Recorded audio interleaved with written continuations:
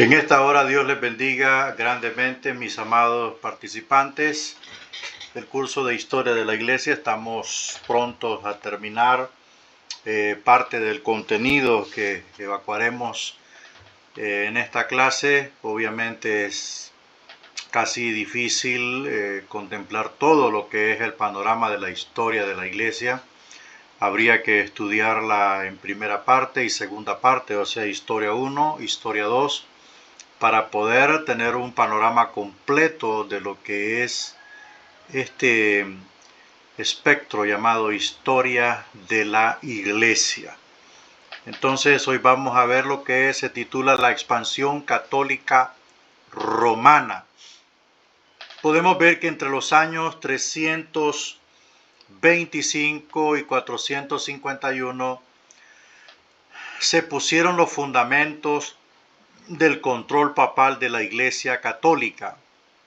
Las pretensiones romanas recibieron un tono escriturario mediante el pretendido primado de Pedro y la pretendida sucesión apostólica a través del obispo romano. El periodo 451 al 1050 fue de confusión y violencia, pero el mismo momento histórico que trajo la crisis al cristianismo romano, las invasiones bárbaras, también proveyó la oportunidad para que el papado extendiera sus pretensiones hasta incluir autoridad sobre los poderes seculares y hasta ampliar los límites geográficos del control papal. Bueno, como podemos sacar un pequeño síntesis de esto, el papado romano no pretendía en ningún punto alcanzar o realizar un máximo esfuerzo evangelístico con el propósito de ganar almas. No, lo que ellos pretendían era control sobre las voluntades de las personas, control sobre los poderes seculares, esto es los gobiernos políticos, sus estados y todo. Esa era la pretensión del papado romano. No era por implantar meramente la fe católica como un medio salvífico para las personas, no. Lo que los papas querían era controlar las voluntades humanas a través de la religión. Vamos avanzando. Bueno, vamos a ver aquí un poco acerca de las invasiones de las tribus germanas, ¿verdad? Lo que hoy se conoce como Alemania, ¿no? Mientras el obispo León I, que se dice que,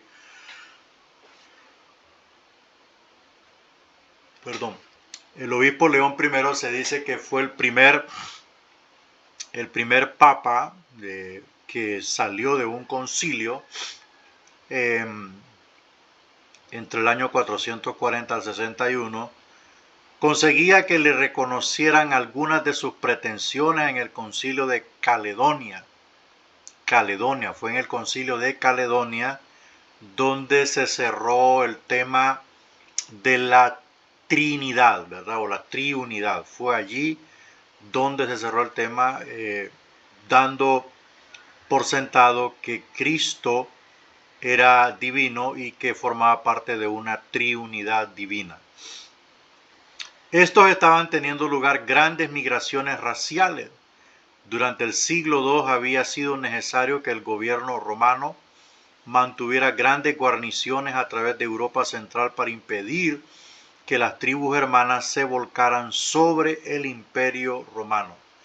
Bueno, como Roma era la potencia mundial, y fue así hasta el último día que se le concedió como potencia, los enemigos, los pueblos o las tribus de Europa Central, de Europa Occidental y de Europa Oriental quisieron siempre atacar al Imperio Romano, derribarlo y erguirse o levantar un nuevo orden. en el mundo dominado. Entonces, por esa razón es que las tribus, Roma tenía guarniciones. Que es una guarnición? Es como un destacamento, es como una base militar en varias partes de Europa para poder controlar las migraciones, o sea, los flujos masivos de personas que buscaban pues unos emigrar por la barbarie de las tribus, de las hordas que se levantaban. Otros, obviamente, estos migraban porque eran despojados de sus tierras, y eso para los romanos era motivo para un caos, para un desorden social. Entonces, por eso es que ellos establecían estas bases militares para poder mantener el orden en Europa central. A través de los siglos 3 y 4 de la era cristiana, los gobernadores romanos pelearon continuamente para contener la invasión de las diversas tribus conocidas como, aquí están los godos, visigodos, godos del occidente, ostrogodos, godos del oriente, vándalos, francos, borgoñones, lombardos, etc. Las tribus empezaron a penetrar durante el siglo IV, la fecha cuando los ostrogodos vencieron finalmente a Roma. Usualmente se considera el año 476, pero Roma ya había caído desde el 410 ante Alarico el Godo, y Atila en el 452 y Geserico en el 445 fueron sometidos solamente por la sagacidad de León I. Bueno, estos tres líderes, estos caudillos, son los que le dieron el golpe final a Roma, especialmente Atila, ¿verdad? Atila los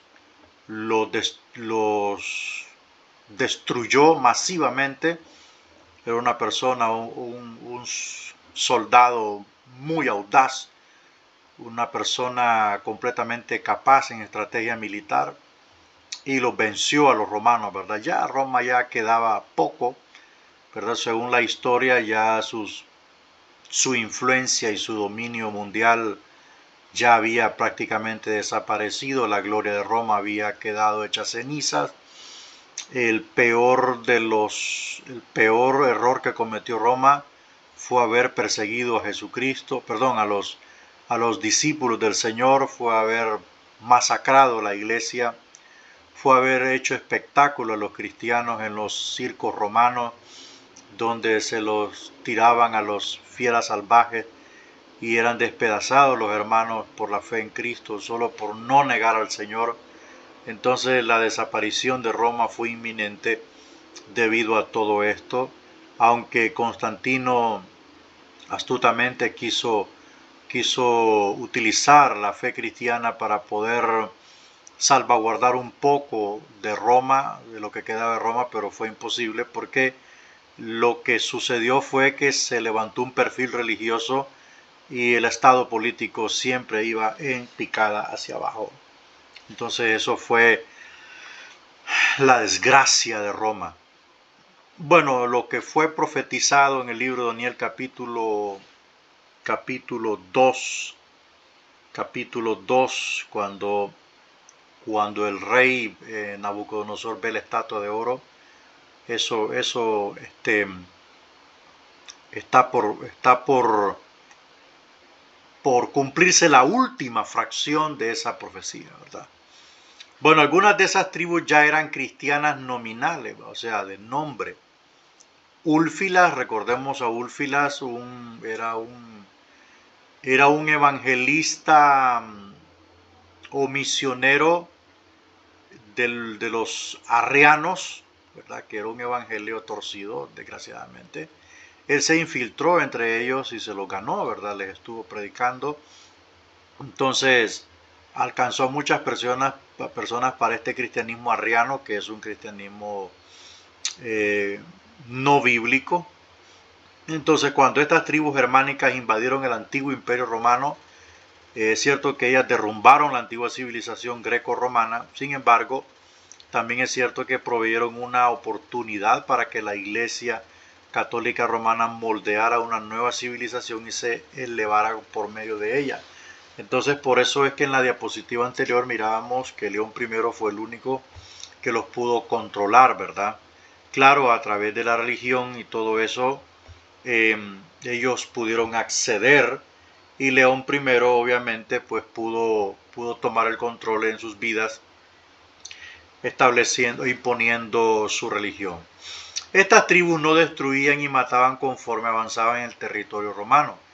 Más bien adoptaban cualquier elemento de la antigua cultura que les atraía y se casaban con los pobladores de distintas razas. Por estos factores, el poder del sistema católico romano no fue dañado permanentemente por la invasión. Bueno, realmente el dominio le fue quitado, pero parte de su cultura se mantuvo por razón de que quien los estaba invadiendo no era una potencia civilizada, sino que eran tribus de personas de bajo intelecto, eran personas como salvajes, ¿verdad? Así decirlo. Así se obtuvieron beneficios perdurables, cuando menos 5 de estos beneficios resaltan. Número 1, las tribus germánicas proveyeron nuevos y numerosos sujetos para el gobierno católico romano. Es lo que estoy diciendo, que el dominio papal se extendió, pero no para implantar la religión que salva, sino realmente el dominio de voluntades a través de la religión. Ellos se atemorizaban con los hermosos y solemnes servicios de las iglesias ortodoxas y se encantaban con el sistema sacramental mágico que proveía para todas sus necesidades. Los cristianos arrianos de las tribus eran inexpertos en asuntos doctrinales y no era difícil ganarlos a todos para el criterio ortodoxo de la persona de Cristo. Bueno, todo lo que se celebraba en la misa y las palabras que se decían en la misa, eso atrajo mucho. Usted puede ver el tipo de mentalidad que estas personas tenían, el grado de conocimiento muy bajo o torcido, y que una simple liturgia de la misa pues los atrajo y eso los hizo salirse de un lado a otro, ¿verdad? Por eso es que se extendió mucho el dominio papal. Las tribus dieron la oportunidad de ampliar y asegurar la maquinaria de la iglesia romana. Se establecieron nuevas iglesias, se prepararon nuevos sacerdotes y se proveyeron nuevos catecismos. Los incultos hermanos, lo que le estoy diciendo, no trajeron problemas doctrinales nuevos que complicaran esta gran expansión. Claro, porque estas personas en lo que estaban preocupados era en la supervivencia, en multiplicarse, en vivir en paz. Pero claro, con la amenaza del Imperio Romano latente, entonces ellos tenían que erguirse en armas y presentar defensa para oprimir esta amenaza o suprimirla, y pues ellos establecerse en un nuevo orden de paz y de libertad, ¿verdad? Entonces, pero ¿qué pasa? Estos no tenían doctrinas ni ideologías ni teologías adversas a la teología católica, ¿no? Las tribus germánicas eran gobernantes de los dominios que habían conquistado, pero se convirtieron en súbditos del entrenamiento religioso del sistema romano. Ahí está. Esto significaba que la jerarquía romana muy pronto obtendría un gran prestigio y extensa influencia. Además, le dio la razón al punto de vista sugerido en la ciudad de Dios de Agustín, que la ciudad celestial era superior a la secular y que algún día vendría a ser la dominante. Entonces, con esta terminología, las voluntades germanas, que eran miles y muy poderosas, cayeron suprimidas frente a la religión católica, y esto levantó un enorme perfil para lo que implica el papado. El ganar a estos bárbaros al reconocimiento de la soberanía espiritual de Roma, de la Iglesia romana, fue un golpe de muerte para las ambiciones de cualquier otro tipo de otro obispo occidental y demás, y además le trajo a la Iglesia territorios y protección militar, ¿verdad? Entonces, las fuerzas germanas y todas aquellas tribus que fueron conquistadas, que eran militarmente fuertes siempre vinieron a ser parte de la religión católica, y obviamente eso le dio más poder a Roma en toda Europa. Entonces a la iglesia romana, al Papa. Veamos un poquito de la expansión misionera. Roma no fomentó las misiones en ningún grado hasta el siglo VI. Ya se ha hecho referencia a la obra de Úlfilas en el siglo IV. Bajo los auspicios del cristianismo oriental, el obispo Martín de Tours atacó vigorosamente el paganismo en su región durante el siglo IV. La obra misionera había sido llevada hasta las Islas Británicas. Un escocés llamado Patricio, cuyo cristianismo no era del tipo católico romano, evangelizó Irlanda en la primera parte del siglo V, y un irlandés llamado Columba predicó ampliamente en Escocia en la última parte del mismo siglo. Bueno, si no era del cristianismo católico, es posible que haya sido del cristianismo ortodoxo, que es diferente al cristianismo católico, y es por eso que estos misioneros itinerantes se propusieron predicar en Escocia, ¿verdad? La obra de estos misioneros, aunque no bajo la dirección de Roma, preparó el camino para la dominación católica romana.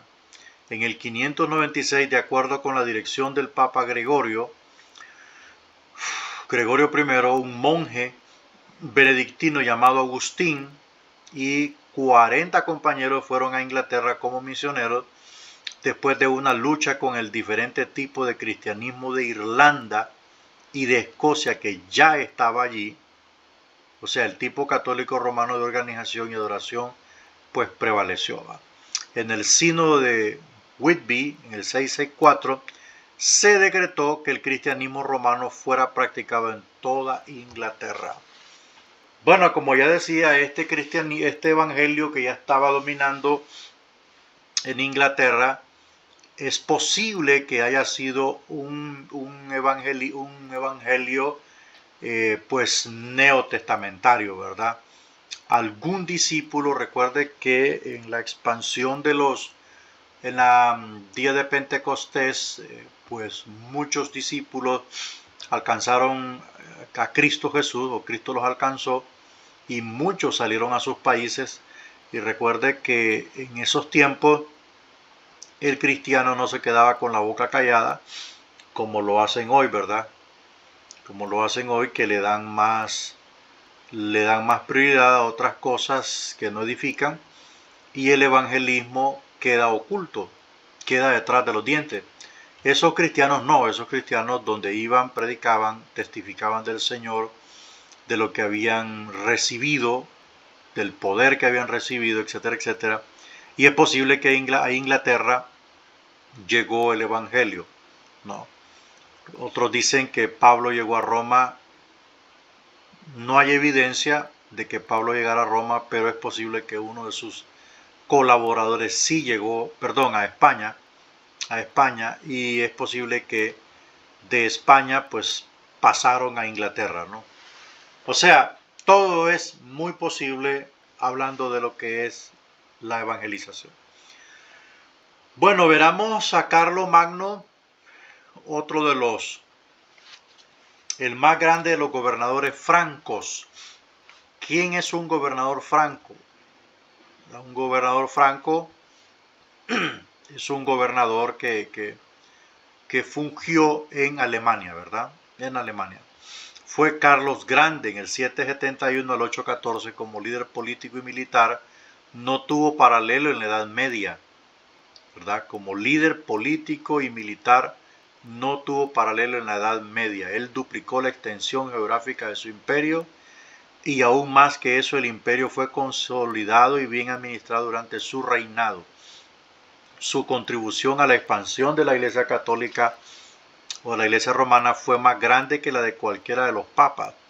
Al llevar adelante sus conquistas militares seculares, Carlomagno llevaba el cristianismo romano con él. O sea que hacía invasiones y llevaba también a los católicos o a los enviados, a los misioneros católicos, para que evangelizaran. Una de las contribuciones importantes de Carlomagno fue en el terreno de la educación y la literatura. Él buscó por todas partes de Europa para conseguir eruditos que fundaran escuelas y produjeran literatura. Los sacerdotes fueron animados a ampliar sus conocimientos, en algunos casos a empezarlos. De la mano de Carlomagno, la iglesia romana recibió muchos donativos y gran prestigio, o sea que el hombre tenía un pensamiento bien abierto y desarrollado. Veamos los desarrollos internos en cuanto a la adoración durante el periodo 451 al 1050. El método católico romano de adoración empezó a ser copiado por todo el occidente. Las variaciones del lenguaje de orden y de liturgia fueron eliminadas tanto como fue posible. La adoración se centró en la observancia de la misa, ¿verdad? En la liturgia de la misa, que como ya se escribió antes, había llegado a ser más que un sacramento, pues traía gracia al participante. Ahora era considerada como el sacrificio incruento de Cristo, efectuado otra vez, el derramamiento de su sangre y el rompimiento de su cuerpo. O sea que cada vez que se tomaba la misa se repetía ese sacrificio.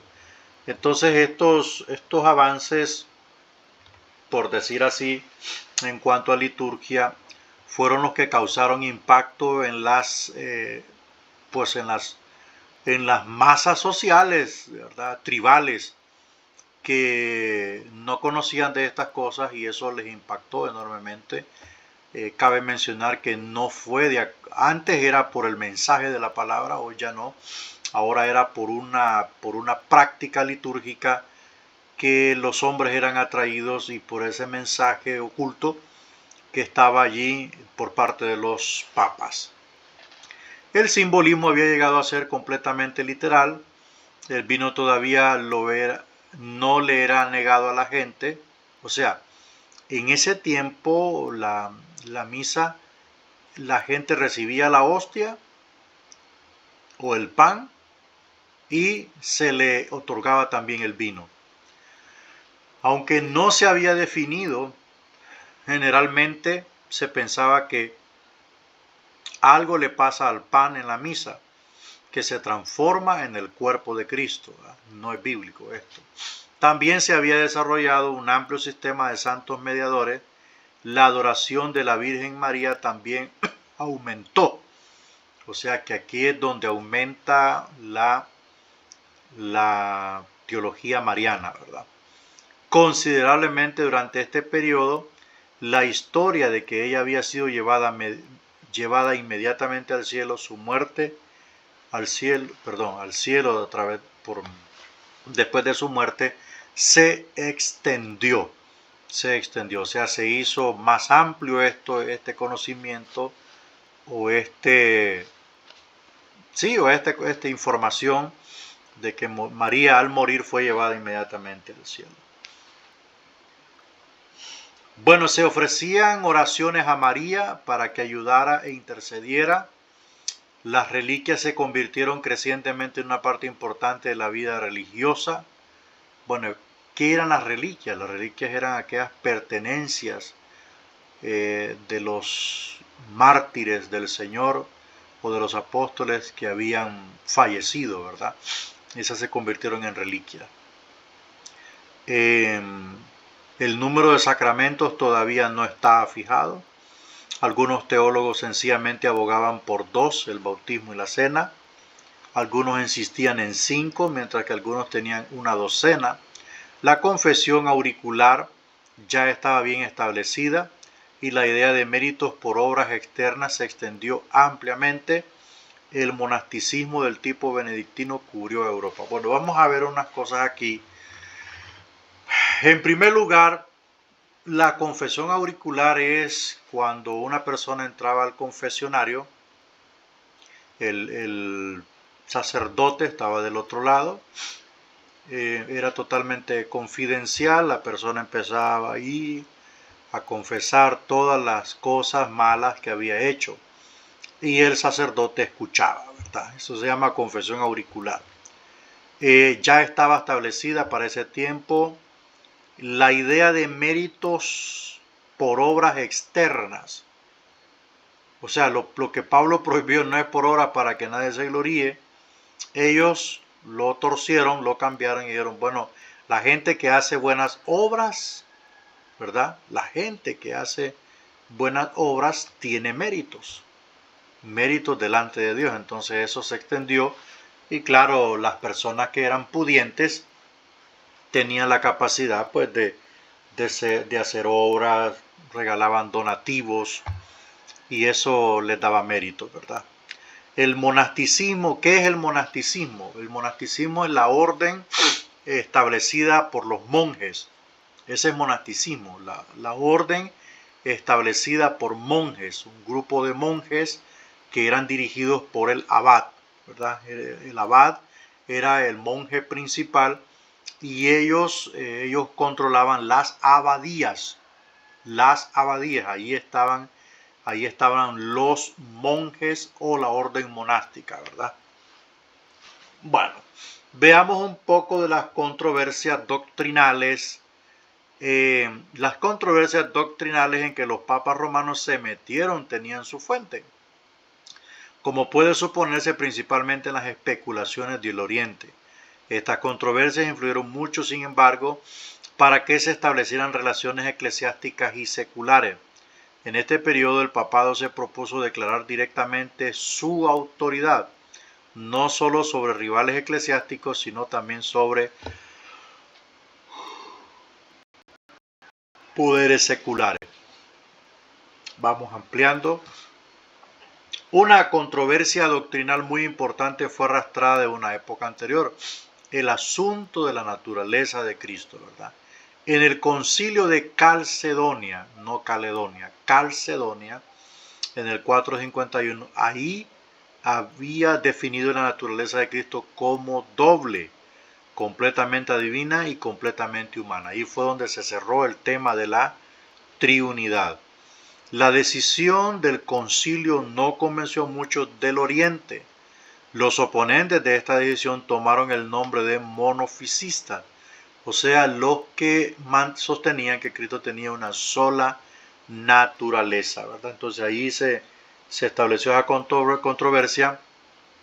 Probablemente lo más amargo de las controversias doctrinales empezó en el siglo VIII y es conocido como la controversia iconoclasta, o sea, la destructora de imágenes. El uso de imágenes en la adoración se había vuelto muy popular tanto en el cristianismo oriental como en el occidental desde el tiempo de Constantino, que conste desde el tiempo de Constantino, que había muerto en el 337. Los cristianos primitivos habían rehusado tener ídolos o imágenes en la casa o en el templo y por esa razón eran llamados ateos por los paganos del siglo II. Que conste que los cristianos del siglo II después de Cristo no tenían imágenes en sus templos u hogares. Sin embargo, la influencia del paganismo produjo el amplio uso de las imágenes, ostensiblemente al principio con el único propósito de enseñar mediante los cuadros y las estatuas. Estas imágenes pronto empezaron a ser vistas como poseedoras de cualidades divinas. Eran veneradas, besadas y en algunos casos adoradas por los entusiastas devotos. Los maometanos objetaron vigorosamente esta idolatría y en parte como un movimiento político para apaciguar al califa maometano, el emperador León el Isaurio emitió un edicto en el 730 contra el uso de imágenes pese a la fanática oposición de los monjes. Las imágenes fueron quitadas de las iglesias orientales. Bueno, este es un tremendo dilema, ¿no? Ok, bueno, este,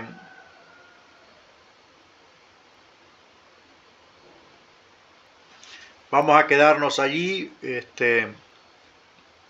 en otro videito. Vamos a seguir avanzando. Este capítulo tiene 99 diapositivas. En el próximo video haremos todo el esfuerzo posible para terminar el capítulo 3, ya que no es fácil, hermanos, no es fácil. Ahorita esta es la segunda vez que grabo este video. Había empezado y se desconectó el internet todo, quedé yo en blanco aquí. Verá qué problema, lo tuve que volver a grabar. Hay clases, hermano, yo espero que usted me entienda. Hay clases que las grabo 2 hasta 3 veces porque pierdo los videos, ¿verdad? Los pierdo.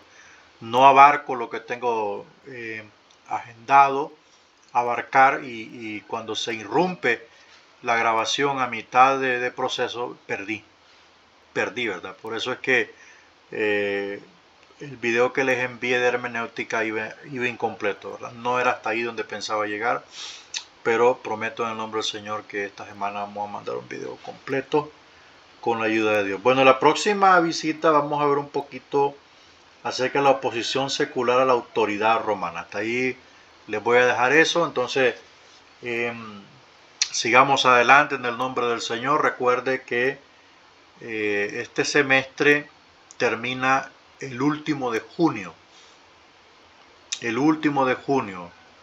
Hay alumnos que ya días no pagan. Póngase al día, ¿verdad? Porque viene la segunda matrícula en julio y por supuesto la mensualidad de julio. Entonces, hermanos, pongámonos las pilas, porque el semestre que viene es un semestre más intenso, con clases más intensas, clases analíticas como homilética, clases muy de lo interno de nuestra ética, como ética ministerial, y la clase más preciosa de todas, escatología bíblica. Así que Dios les bendiga. Por favor, alumnos, hagan sus resúmenes, envíen sus proyectos que están atrasados en historia. Así que por favor, siga adelante.